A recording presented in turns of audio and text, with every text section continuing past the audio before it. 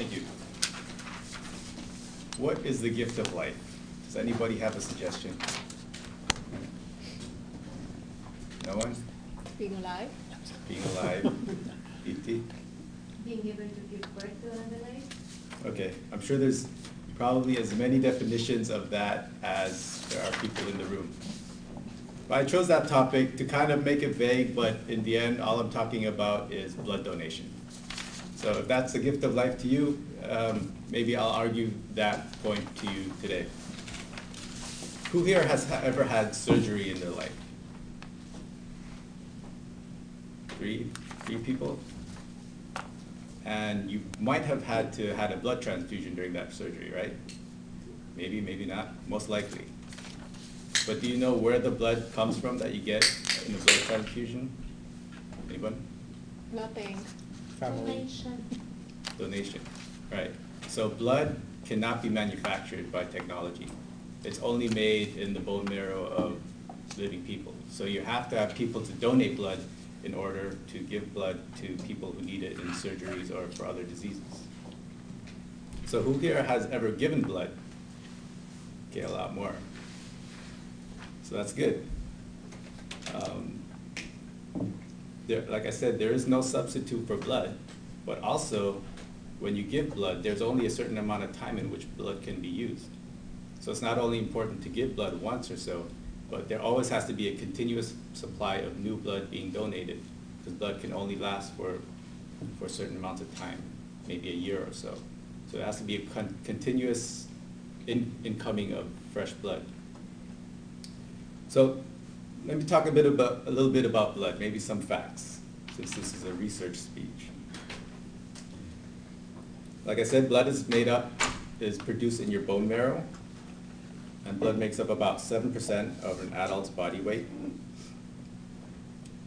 Each day, 43,000 pints of blood is used. That's about half a liter per pint. So each day we need 43,000 pints of blood to use in surgeries and other such hospitals in the US and Canada. More than 4.5 million patients need blood transfusion each year in the US and Canada. Blood, an average adult has on average 10 pints of blood. A baby is born with about a cup, and as an adult you have about 5 liters, 10 pints.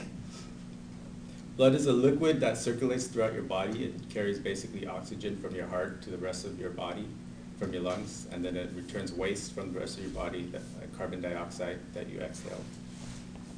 It's composed of 4 main parts.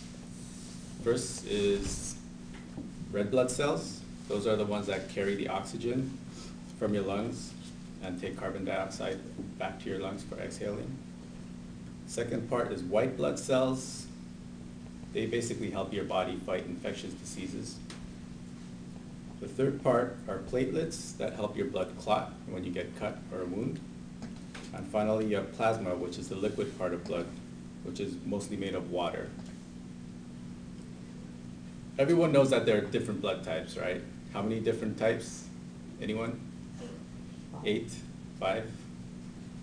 So there's actually 8. There's 4 main groups, and then there's a plus or minus for each, which makes it 8.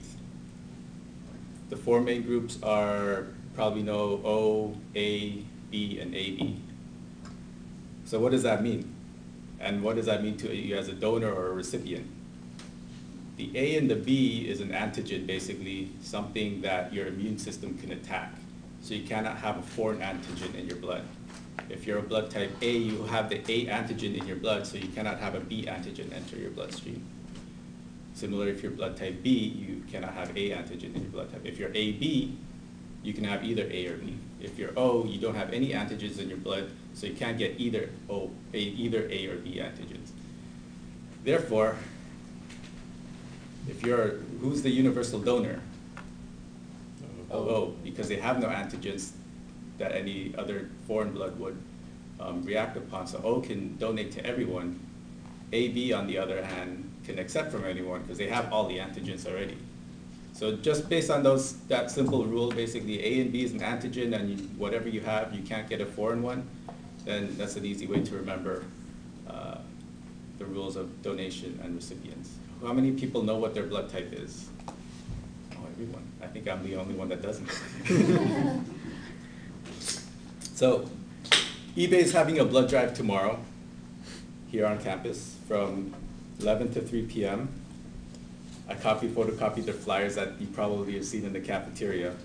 You can pass it around and take one if you want to remind yourself of it.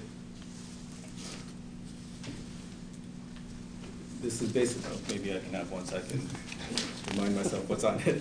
Tomorrow, March 19th, 11 to 3 p.m. in the Bloodmobile, which I guess will be some kind of van outside. You can go online at bloodcenter.stanford.edu. That's the URL, which might be faded out in the bottom, and sign up for a specific appointment. Now, if you can't make it tomorrow, I also wrote down a URL at the very bottom, which is in red, which is www.americasblood.org. That's the national registry. So you could register yourself on that site, and you basically tell them, I live here, this is my blood type, and then when they are in need of your blood, they'll basically notify you, and you can go to a donation center. So what are the eligibility requirements to give blood? If you're thinking about it tomorrow, first you need to get a good night's sleep tonight. Drink extra water and fluids to replace the volume of blood that you will lose. Have a good breakfast or lunch. Eat foods rich in iron, because you're going to lose blood, you're going to lose iron, you're going to need to replenish that. And don't eat any fatty foods before you give blood, because the fatty lipids in the foods will enter the bloodstream. And when they do tests on your blood afterward to make sure there's no diseases and such, and to determine the usability of the blood, those fatty parts of the food can interfere with those tests. So if you have a chance, you can sign up tomorrow. I think I've given you, hopefully, enough incentives to donate. If not, remember, 1 pint of blood. I'm not sure how much weight that is, but if you need to lose weight, if you think you need to lose weight, you can lose 1 pint of blood. And if you're not concerned with losing weight, you can still give 1 pint of blood, and they'll give you a free coupon to 1 pint of ice cream at Baskin Robbins. So 1 pint of blood for 1 pint of ice cream. Thank you.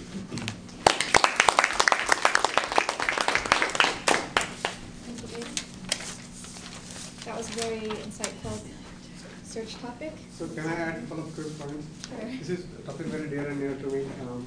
There is an American Red Cross about 3 blocks north of here, where I go. And in addition to blood donation, they have also a process called platelet donation, where you spend about 3 hours sitting there watching a movie and your hands are tied. The blood goes out of one arm and comes back up another arm, and it spins. They call it sit and spin. And the platelets are removed. They get replenished in about 2 weeks' time for it. But that can be given to a cancer patient of any type.